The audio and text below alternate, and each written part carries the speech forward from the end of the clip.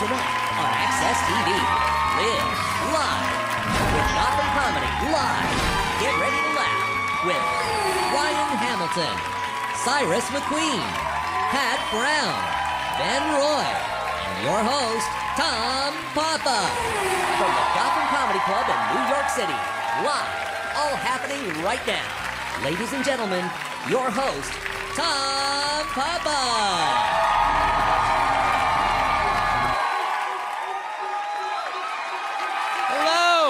Thank you very much.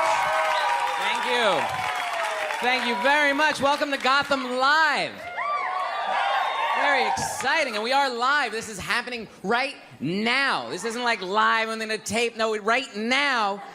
Not just you. Not your. This is human to human, but right now, it's being blasted out to at least, I don't know, 20 more homes. Somewhere. Coast to coast. We could do anything right now. We could totally freak out on live TV. We could go nuts. What are we gonna do? Look at that guy, he's all ready. Yeah. No, I mean the camera guy. The camera guy, not that guy, you. Yeah. That's live. Oh. So great to be in New York. This is such a wonderful thing, such a wonderful place. It was horrible rain happening live. All these people were like rats coming in. Couldn't even smoke outside. Brutal. I love smoking. Don't you love smoking? Oh, I don't even do it. It's still the coolest thing in the world. It is. I don't care how many commercials you're going to show me about people talking through new holes in their necks. I used to think it was cool too. I don't think so anymore. Now I have to smoke like this. I've got to wear turtlenecks all the time.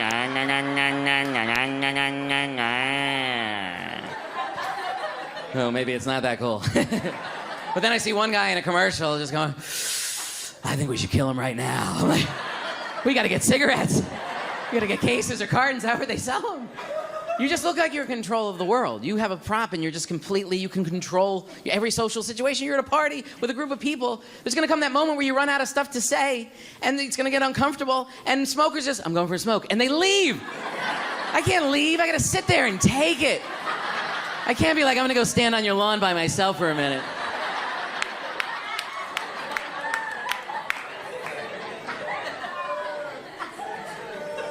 Any stress comes up, they just smoke. Who cares? I'll be dead soon. Who cares?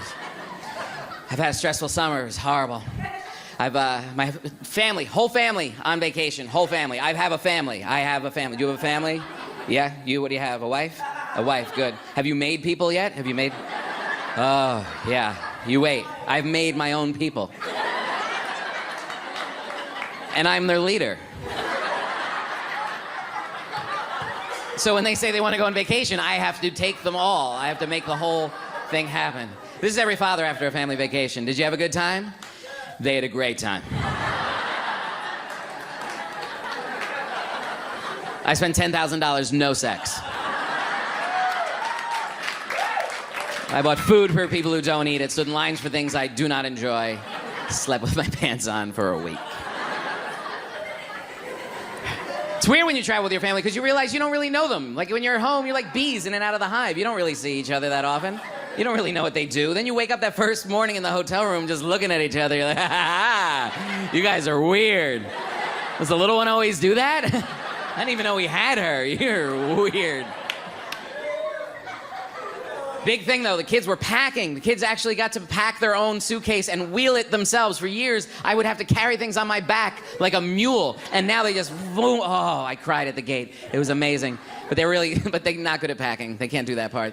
They got on, as soon as the hotel, as soon as the thing opens, the only thing in it was a Curious George and some magnets. I was like, really? A week vacation, you don't even think about underwear?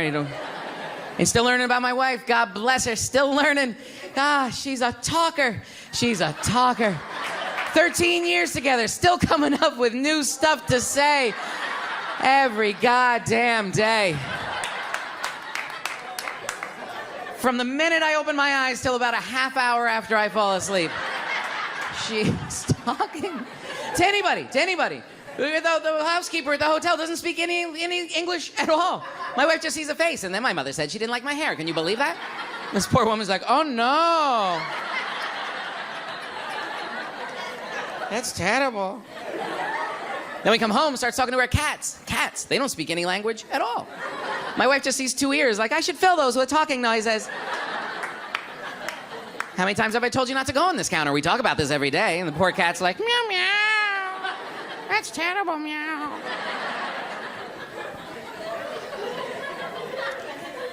But I like them. I like them. I like the whole thing. All girls. All girls. That's what I live in. All girls. Love girls. Girls are great. Whenever I say I'm raising girls, women always go, oh, you wait. Your life is over. Wait till they go through puberty. You are done. Really? Like you want a boy going through puberty with what they do around the house? Where are all our tissues? Why are we going through so many tissues? Where are my socks? Why do I only have one sock? You can have it. I'll take a girl anytime, but it's hard. It's hard. There's only so much I can teach them because they're girls. They have to become women, and I don't even understand. I do know one thing. It's difficult. Your lives are so much more difficult. Just on a daily basis. A daily basis. It's just the makeup alone. Just this never-ending art project you're involved in. Carrying luggage around your entire lives, filled with art supplies. Brushes and pencils and paints, just painting the same face over and over and over. You're like a crazy Van Gogh with an Etch-a-Sketch.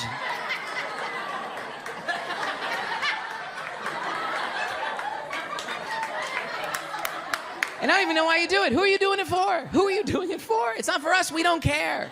All we care is that you're not a dude. That's all we care. It's for other women. It's that woman-on-woman hateful competition. It's nasty. You ever see women say hello to each other? Nasty. It's all smiles up here. Hi, hi. Then they give each other that slow look of death up and down. Find a weakness, hang on it until she knows that you noticed. That's too bad about that. You see the moms in my kids' school trying to out-hot the other moms. Hilarious. Trying to be the hot mom. 7 o'clock in the morning they show up, dressed to kill. To be the hot mom? Are you high? No kid wants their mom to be hot. When you're a kid, you don't want a hot mom. You want a blend-in mom. Just a flowered house dress and wobbly bingo arms. Right? Big sloppy mom boobs. You curl up in her like a cinnamon-scented beanbag chair. That's a mom. And I got news for you. If you are the hot mom, the other moms aren't calling you hot. They're calling you a whore.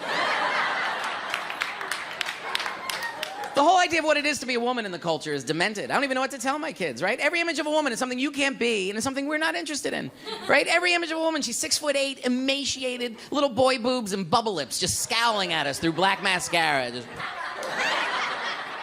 It's not a woman. That's nice on a billboard. What would you do with that if you got it into your house? That'd be like having a live giraffe in the living room. Knocking over lamps, hiding behind the piano. What do we do with it? I don't know. Feed it cocaine. It seems to like it. It's not a woman.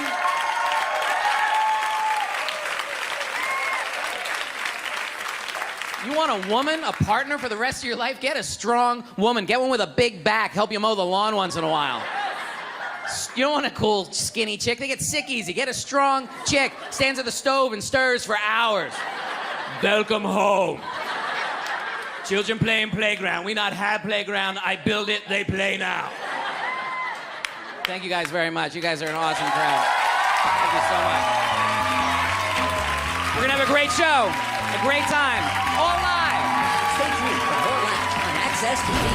Live from the Gotham Comedy Club in New York City. Ryan Hamilton is taking the stage when we return.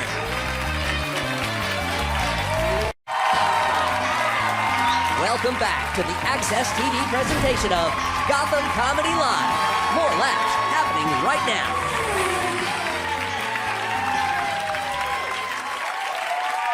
All right, welcome back, guys. I'm so excited we get to start the show off with a very good friend of mine. He's hilarious. You guys have seen him on Conan, the wonderful, hilarious Ryan Hamilton, everybody.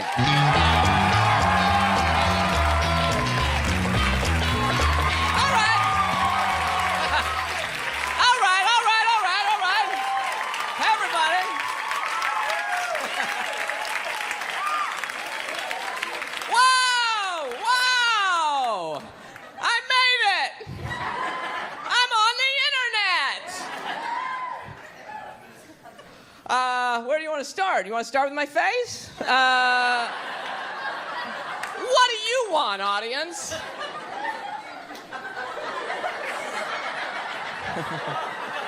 I always look like this.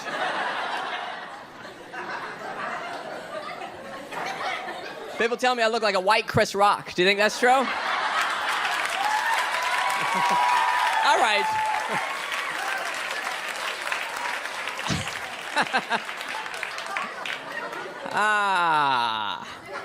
I look like Howdy Doody if Howdy Doody had a baby with Howdy Doody. That's what I look like.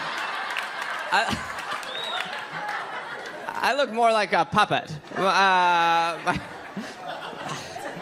One of my parents is a marionette puppet, and this is how I've lived my life. Are there any questions up to this point? I know we're live. I'm single. Hilarious. I'm trying things. I'm trying to be, I can try things. I went on a horse-drawn carriage ride with I did it! I really did it! I went on Nobody does that. You're right. Nobody does that. You don't know anyone who's ever done that? It's like for people who don't know. I went on a horse-drawn carriage ride. You shouldn't. Here's what happens. You think about it, you plan it, and then you sit down and you go, we shouldn't have done this. I don't know why. Why did we do this? It's just, it just feels weird, you know? I have this thought over and over again, which is, we have a car. I don't know why we're doing this. I keep thinking, we have a car. We have a car. Clip-clop, we have a car. It's just kind of cold and weird. I feel bad for the horse. Don't you feel bad for these horses? They haul strangers around Manhattan their whole life. Where do these horses live? You're a horse in Manhattan?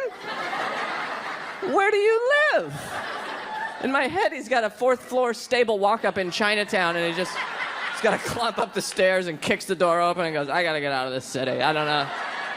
I can't take it anymore. I'm going back to Kentucky.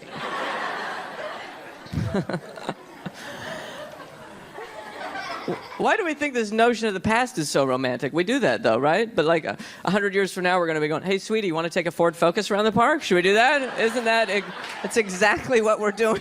If someone from 1800 came to our time and saw that, they'd be going, why are you doing that? We've been trying to get rid of those for a long time. They stink and die. I was walking down the street with a friend of mine who happened to be out of work, and we saw one of these carriage rides, and I said to him, I feel sorry for the horse. Do you know what he came back with?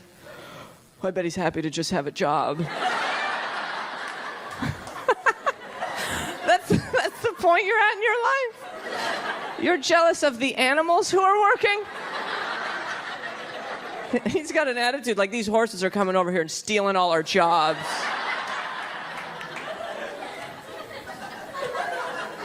I tried speed dating. Is anybody giving that a go? Do I know you?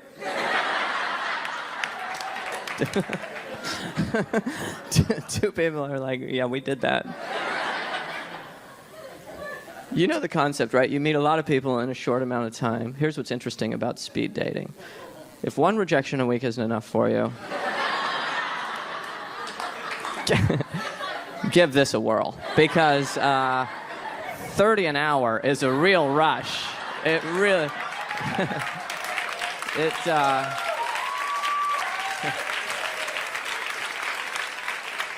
It feels like emotional whack-a-mole, is what it feels like. It's just this assembly line of rejection that we put together that, yeah, this is a great idea. I tried online dating, too. No one ever wants to admit that they did that, but everybody knows someone who met on the internet. There's always half the couple you ask, how did you meet? We met on the internet, and it's usually the man who's like, would you just stop telling people that... It's the laundromat, remember? Why is it? Because if a man's on the internet, it's like, you've done everything you can do. A woman's like exploring her options. A man's like, I've depleted my options.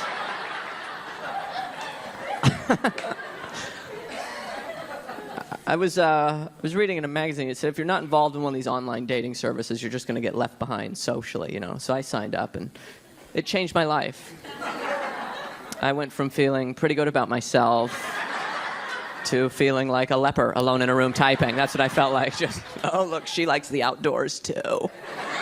I can't believe how many people like the outdoors online. It's just, there are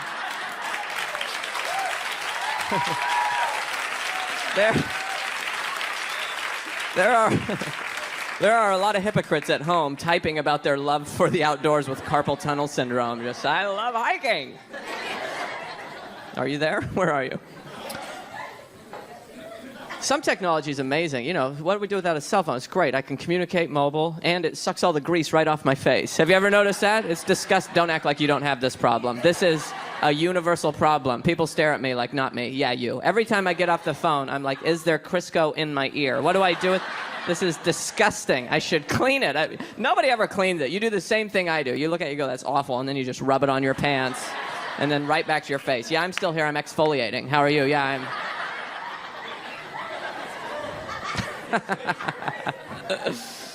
I was thinking about getting LASIK surgery. I wear contacts, so I was watching some ads. I saw an ad, $150 per eye.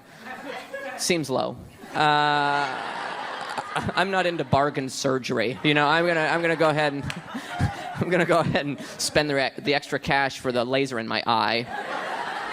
And $150 per eye. Who's not getting the whole package? Really? Are you telling a lot of people are walking into the LASIK plate, walking out like Popeye, and yeah, I could only afford to fix one. Could you move over to my right a little bit, please? I'm waiting on a check to clear. Don't clap. Don't clap. I don't have time for your adulations. Is that a word? I may have made that up. It would be tough having vision in only one eye. My friends would mess with me.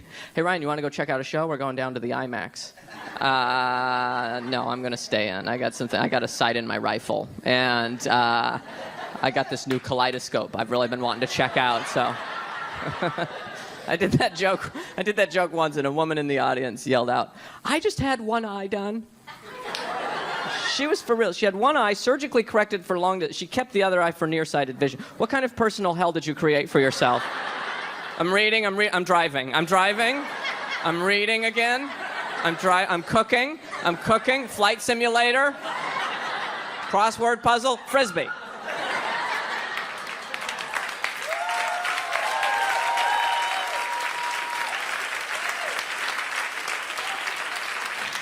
You guys have been a lot of fun. Good night, everybody. Thank you very much.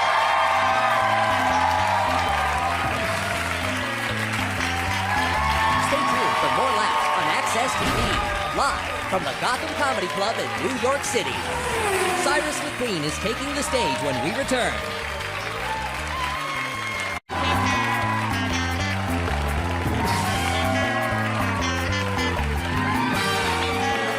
All right. You guys having a good time? Yeah. You guys are a great crowd.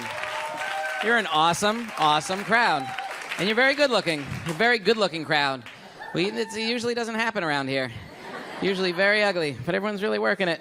Good for you. All right, I'm very excited to bring up this next guy. He's hilarious. He's another good friend of mine. He is in a new film called Obvious Child. The very funny Cyrus McQueen, everybody.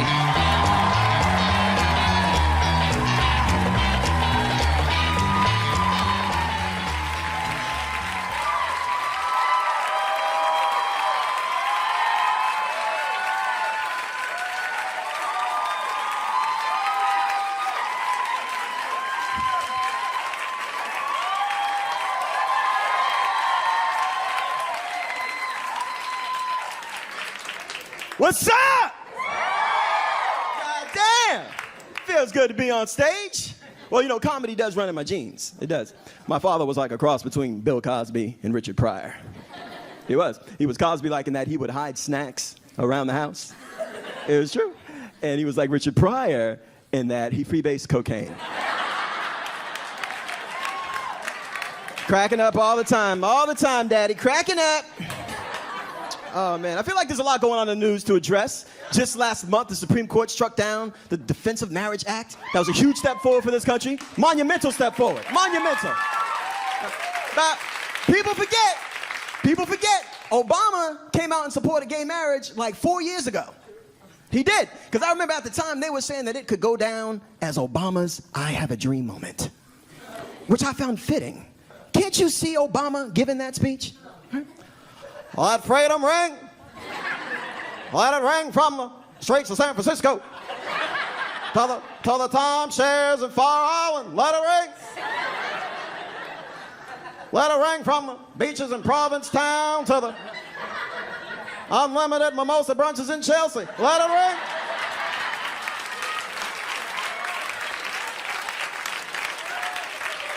But you know Obama would get on the road. That brother be like, I have a dream that one day little black boys and little white boys grow up, get married, go overseas, adopt little Asian babies, raise them, buy homes in low-income areas, fix them up, bring up the property values, flip them, start a trend. I have a dream today.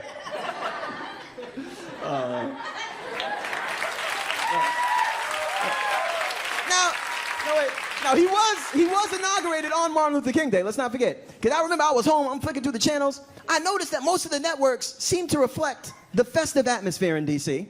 Most of them. You know, NBC's coverage was upbeat. Fucking turn to CNN, Anderson Cooper's grinning from ear to ear. Turn to Fox News. Not as festive. Not as upbeat on Inauguration Day. Wasn't what they were saying, but what they wouldn't say. Well, let's face it, it's what they couldn't say. And it made me realize, you know, Fox News, they need a correspondent that can say all the shit they really think about black people, but get away with it. They need someone like Samuel L. Jackson's character from Django Unchained. They do. They need a Steven via satellite from Candyland. He can be like, you mean to tell me they letting this nigga in the White House? Again? 4 more years all up in the beds. All the washing in the world won't get the nigga out them sheets. They gonna have to burn the beds. Steven, what do you think about Michelle Obama's new haircut? I don't know about them bangs. But I know she can't be rolling her goddamn eyes at Mr. Boehner like that. That's Mr. John Boehner. He a good man. He the speaker of the big house. Better put that uppity nigga in the hot box. Give her 10 days. No, it's not. Say what you will, though. Say what you will about the South, man. I'm fucking tired of New York City, man. I'm over New York City, man, because people just starting to bug me more than they ever have before. Dude, I was on the train the other day. This group of girls gets on the train. You know those girls who say like too much? You know these girls? Like every other word is like. You know these girls? And I'm guessing they were on their way out to a club because this was the conversation I hear. Yeah, we're like so getting hooked up tonight. Seriously, yeah. I like met the guy. His name's JP. He's like a promoter. I think he's a promoter. Yeah, seriously, yeah. And we're like getting drink tickets. We're like getting it for free. We're like on a list. Seriously, we're like on the list. Seriously. And then 2 of them started going back and forth with each other. One of them goes like seriously, Becca? Like seriously. Like I know you're not over the Justin thing, Becca, but don't text him tonight. Like seriously, like do not. Like Becca, like do not. Like seriously, like do not. Like Becca, like do not. Like Becca, like do not. Like seriously, like do not. Like Becca, he's a D-bag. You do not need to put up with this shit, Becca. And of course my phone was dead, so I had no music. I was forced to listen to this bullshit. I was trapped. But it made me think, well, fuck, what did men do before smartphones? Think about it. Packs of annoying girls have been ruining train rides for the last 100 years. Think about it. Can you imagine the 1920s? Think about the 1920s. A guy like me is sitting there, and a group of flappers get on the train. Right? Like, all right, now listen up, girls. Listen up now. We're going to have a good time in the hot town tonight. I tell you, a good time in the hot town tonight. I got my hip flash on. We're going to dance all night. We're going to dance to a Charleston all night long, girls. All night long. You and me, girls. You and me. Now remember, when we get there, the password is swordfish. The password is swordfish. Hey, Gertrude, what's with the sourpuss? Still thinking about Joe? We're thinking about Joe. He's nothing but a big dumb palooka, I tell you. He's a big dumb palooka. Y'all told good for him, Gertie. But where we're going, girls, plenty of good guys there. Guys that know how to treat a lady.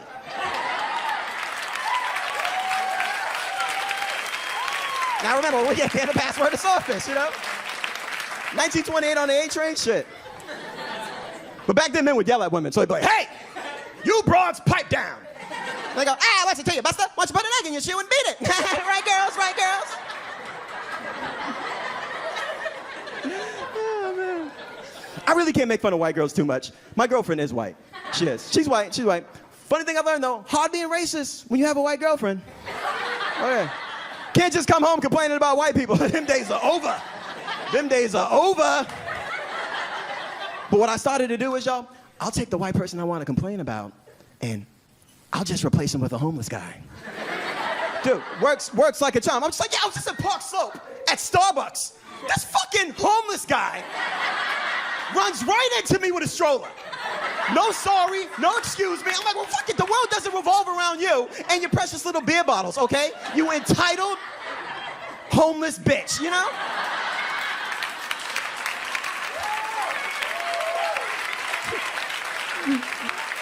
She's like, babe, that's not nice. They live on the streets. I'm like, you should see some of the streets they live on. You ought to see some of the fucking streets they live on. But I think she caught on to my trick, y'all. I think she has, because the other day, she went to the movies with her friends, and when I asked her how it was, she goes, these homeless people were talking the entire movie. They would not shut the fuck up. They ruined the movie.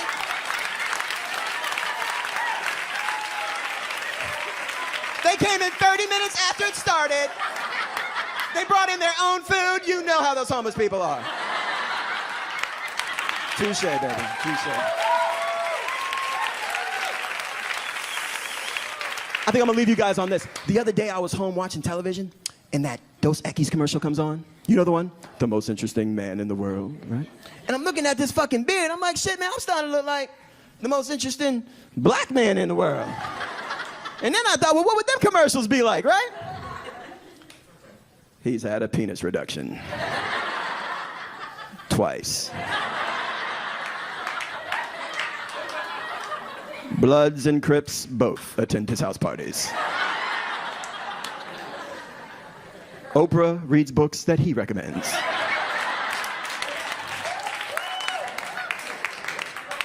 Martin Luther King once took a day off to celebrate his birthday.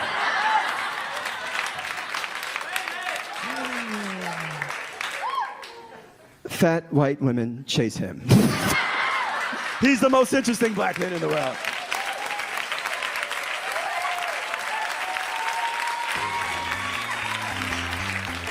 I don't always drink beer, but when I do, I prefer Colt 45. Thank you guys so much. I'm Cyrus McQueen.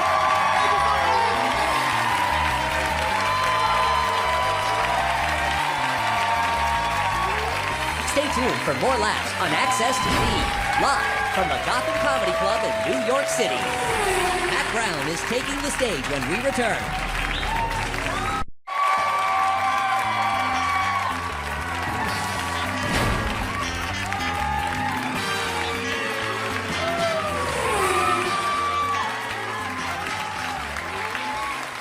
All right, welcome back, welcome back. Oh, this is a very good show. It's a very well-balanced show, too. Started out with a white howdy-doody guy, a tall, dark, and handsome man, and now the very funny woman from Comics Unleashed. Very funny, Pat Brown, everybody.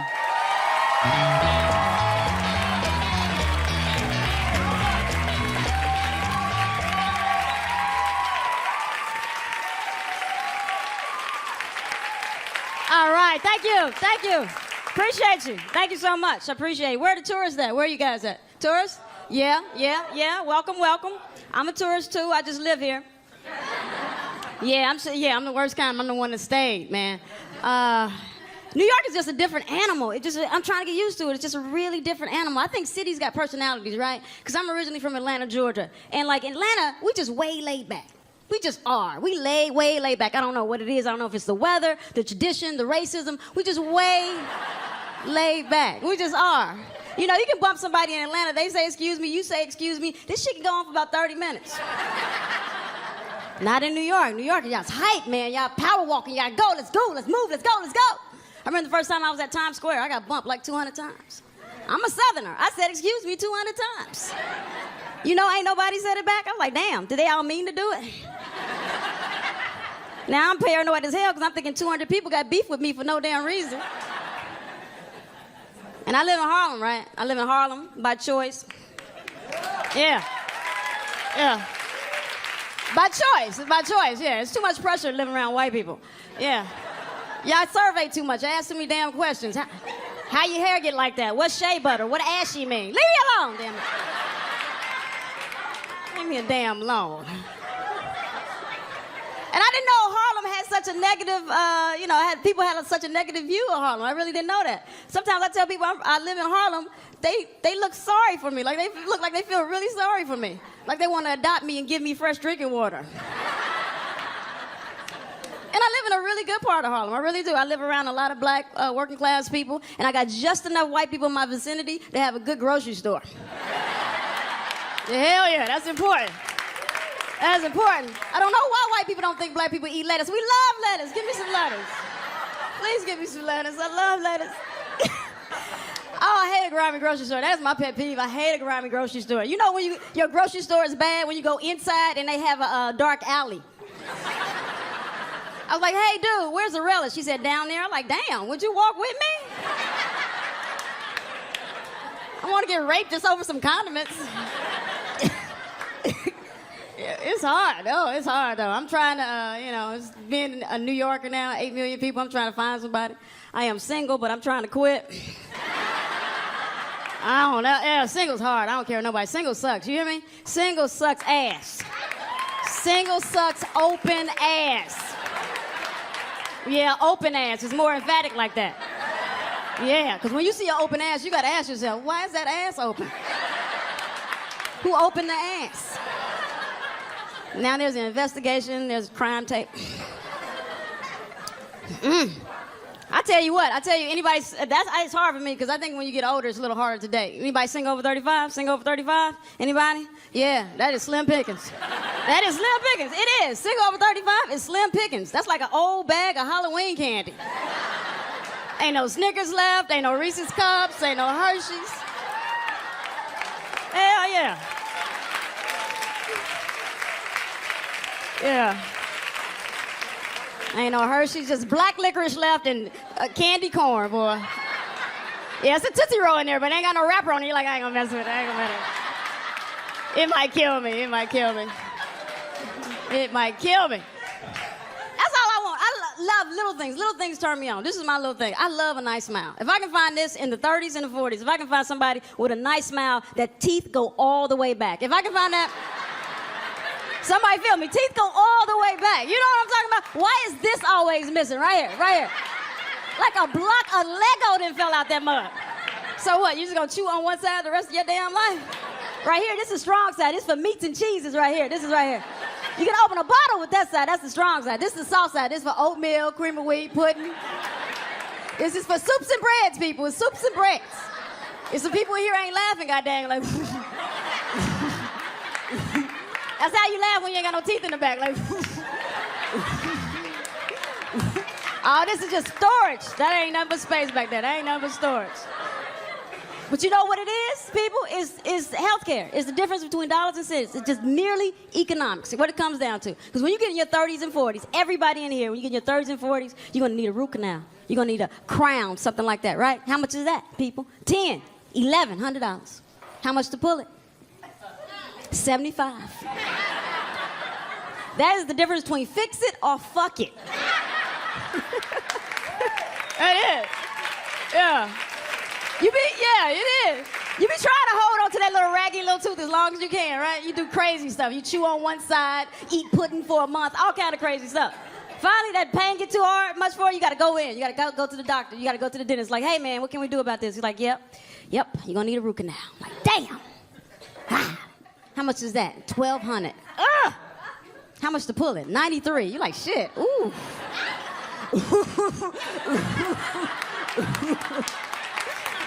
And then when you really gotta laugh, you always put that hand up. Yeah, it happened to me. It happened to me. I can't even talk about it. It happened to me. Like 2 years ago, about 5 years ago, actually. 5 years ago, I fainted and I knocked out my 2 front teeth. And I went to the dentist immediately. I was like, ooh, I'm not gonna look like a crackhead, not actually be on crack. I was like, hey, Mr. Dentist, man, what can we do about this? He said, you got 2 options. I like, give them to him. He said, one, you can do a partial. I like, what's that? He's like, you make a mold for your mouth and you can take them in and out. And I was like, hell no. Hell no. I don't want my looks to be adjustable. It's like, what else we got? He said, we got implants. I was like, what are those? He said, you put them in your jaw, just as strong as your regular teeth, and just aesthetically as pleasing. I'm like, hell yeah, man. Hell yeah. How much are those? He said, $3,500 a piece. I'm like, golly. How much for one big one? Shit. I'll draw the line down the middle. I'll draw that damn line right down the middle. I swear I will.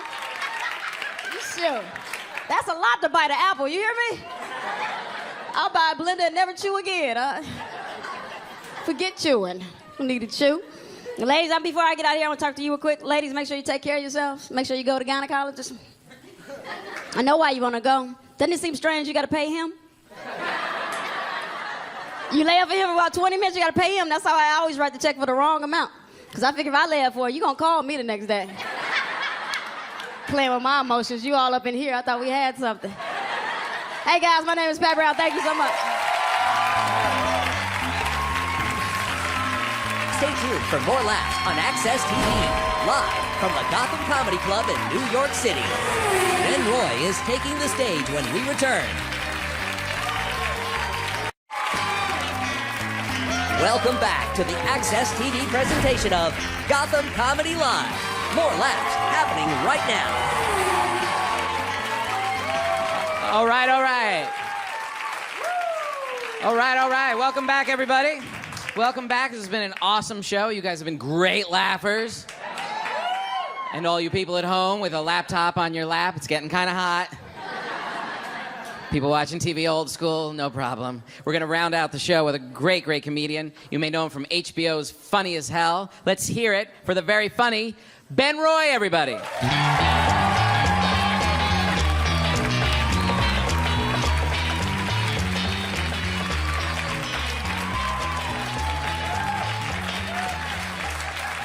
Thank you, thank you. Look at you, you're fucking handsome, huh? Get out of here. Look at those two fucking creepos right there. Look at that guy. Now, you, the cameraman, you, right? Look at these two together. It's so fucking creepy looking. You two look like you're one rental car away from an Amber Alert. That's what you look like. Both real fucking weird looking. I dig it, though. I like your style.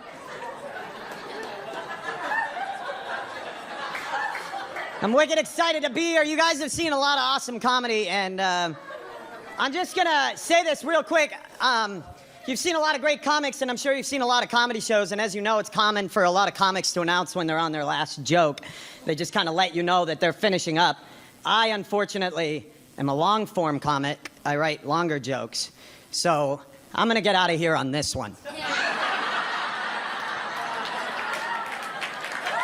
Are you guys getting hammered or what? Get fucking drunk. I'm not drinking. May 23rd, I passed my 3rd year of sobriety, which is fucking, yeah. I don't know what the fuck you're applauding for. Don't do it. No. Like, if any of you are thinking you have a drinking problem, ditch your loved ones. It's much easier to do. Because they're the ones that seem to have a problem with the way you drink. So if you get rid of mom and dad, life kicks ass again, doesn't it? God damn it, I want to get drunk so bad. Like, that's probably got vodka in it, doesn't it? God, I love vodka. Don't you love vodka? It's so good.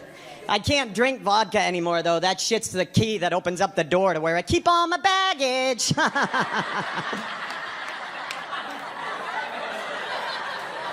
And I got a fucking ton of it in there. I'm a blackout drunk. Anybody else black out when they drink? Yeah, not surprising from the broalition over there, huh? I'm a blackout. You ever do this one? You ever get so drunk you have to log on to your online bank statements in the morning to figure out all the different fucking places you were at the night before? You ever find yourself doing that? You're like, dude, holy shit, I was at 9 different bars last night. I was at a 24-hour fitness at 3:15 in the morning. I took a fucking spin class, man. I was getting shit done drunk, damn it. Oh man, I mailed a 58-pound parcel at 9:30 this morning. What was in the box? This is one I used to do that I know a bunch of you in here do. Do you ever wake up out of a blackout and realize that you messed up a bunch of shit, but you got one thing done in the morning, and that one thing freaks you the fuck out? Like everybody's mad at you, they all hate you, right? You've got like angry texts, but you got one thing done in the midst of a and you can't, and it's one of those days where you like wake up and you're still like sitting upright in your kitchen chair or something, you know, like you're just like,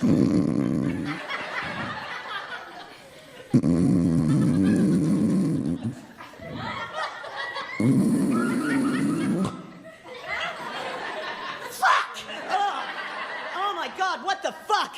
What the fuck am I doing, right? I look down, I've still got my jacket with my hood on, zipped all the way up. I've still got my earbuds from my iPod still in my ear. I look down, I've got my shoes on, but I'm naked from the waist down, right? Somehow I got my pants off over my shoes.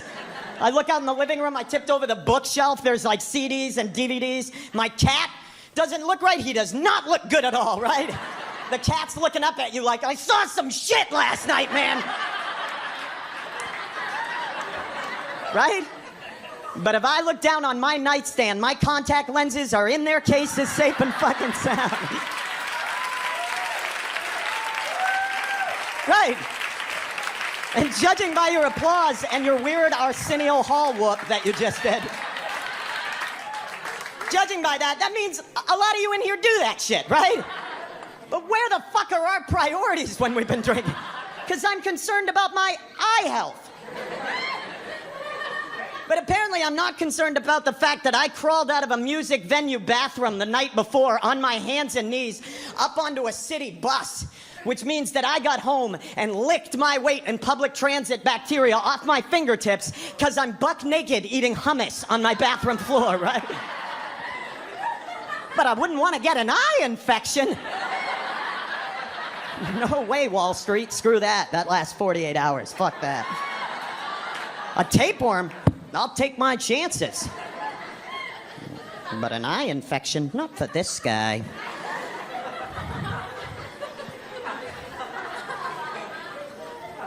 You guys ready for the winter? I am. I love the winter time. Not because I don't like warm weather, but because when it's this warm out like it has been, it means it's douchebag on crotch rocket time in America, which is like my least favorite time of year. You guys have a surprising amount of douchebags on street bikes. And you know what I'm talking about? Like little, sporty street bike. You're trying to enjoy the weather, 80 degrees, arm out. All of a sudden, 8 assholes pull up beside you. All Maverick and Goose from Top Gun, right? Just wicked excited to be out, like, fuck, bro. Bud, Z-Bot, LT, bro.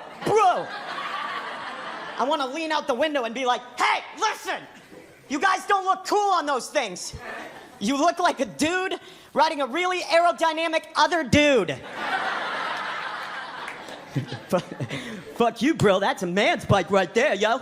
That's a Honda XJ1 CBR CY2, yo. That's what men ride. Men ride crotch rockets. That's a man's bike. Fucking lime green gloves, fucking lime green jacket, fucking lime green helmet, fucking lime green motorcycle. Yeah, I can accessorize. Because that's what a man does. What's that? What's my idea of a perfect day? Shit, I don't know. Maybe I go out to the park with Paulie or something. Maybe we crack some Monster Energy drinks and we fuck some bitches, yo. What's that? Do I want to go to a party? Yeah, I want to go to a party, bro. Look at me. I'm fucking jacked, right? I got my Affliction shirt on. I got my fucking Ed Hardy shirt on because I don't get real tattoos because that shit fucking hurts. So I wear Ed Hardy gear. And I look good. And I want to go to that party. And I want to fuck women. Do you want to go to a party with me, bro, and meet some women? Fucking hey, let's go. I'll lead the way on my manly bike, all right?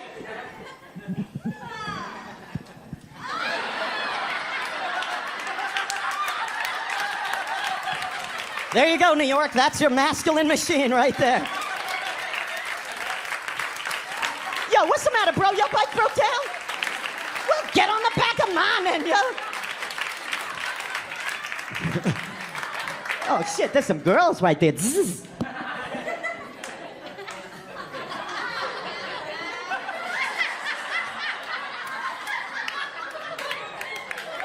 what? My lips are wind checked.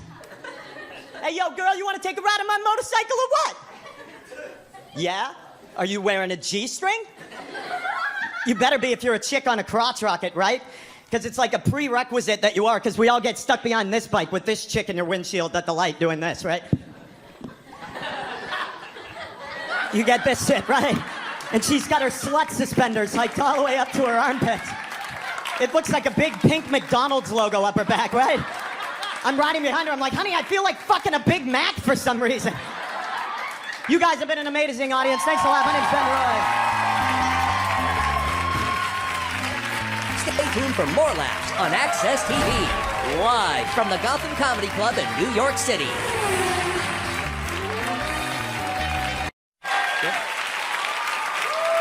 All right. Thank you guys so much. You guys were an awesome crowd. Please bring up Ryan Hamilton, Pat Brown, Cyrus McQueen, and Ben Roy. Thank you guys so much for watching Gotham Comedy Live on Access TV.